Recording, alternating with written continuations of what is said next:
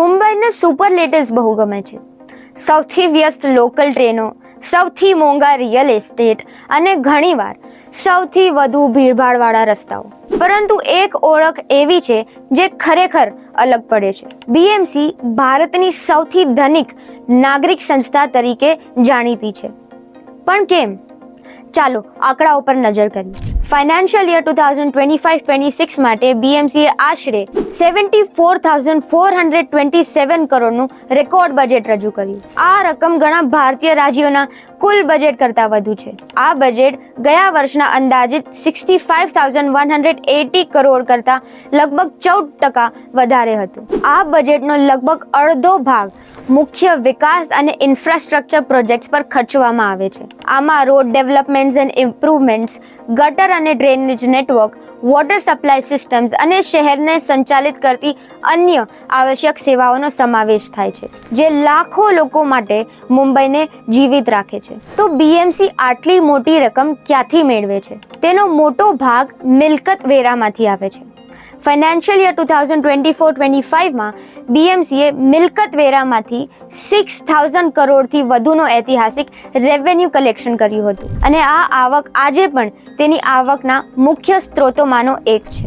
આ ઉપરાંત BMC development fees and premiums, grants in aid, water and sewage charges, investment income, supervision fees સહિત અનેક સ્ત્રોતોમાંથી આવક મેળવે છે. ખાસ વાત એ છે કે આ સંપત્તિ કાગળ પરની રકમ સુધી મર્યાદિત નથી. બીએમસીની ભૂમિકા એસઆરએ અને મહાડા જેવા હાઉસિંગ અને રીડેવલપમેન્ટ ઓથોરિટી સાથે સીધી રીતે જોડાયેલી છે. સ્લમ રીડેવલપમેન્ટ, અફોર્ડેબલ હાઉસિંગ અને રીડેવલપમેન્ટ પ્રોજેક્ટ્સ માટે બીએમસીની મંજૂરીઓ અને ઇન્ફ્રાસ્ટ્રક્ચર સંબંધિત નિર્ણયો શહેરને બદલી નાખે છે. આવા નિર્ણયો સાથે આવક અને આયોજન શક્તિ બંને સંકળાયેલા છે.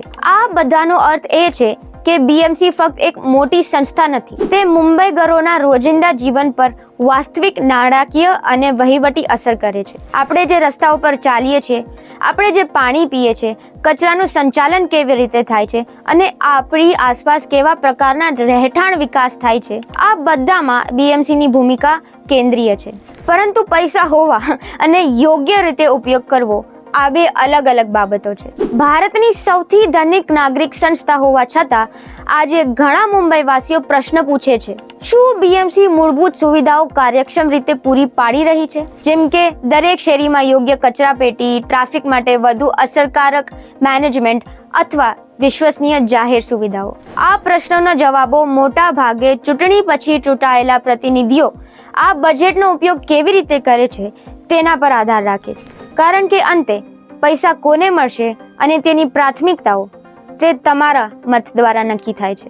તેથી જ્યારે આપણે કહીએ છીએ કે બીએમસી દેશની સૌથી ધનિક નાગરિક સંસ્થા છે, ત્યારે વાત માત્ર મોટા આંકડાઓ અને કરોડોના બજેટની નથી. વાત એવી શક્તિશાળી સંસ્થાની છે જેના નિર્ણયો મુંબઈના દરેક શેરી અને દરેક વોર્ડને અસર કરે છે અને જેનું નેતૃત્વ તમારા મત દ્વારા નક્કી થાય છે.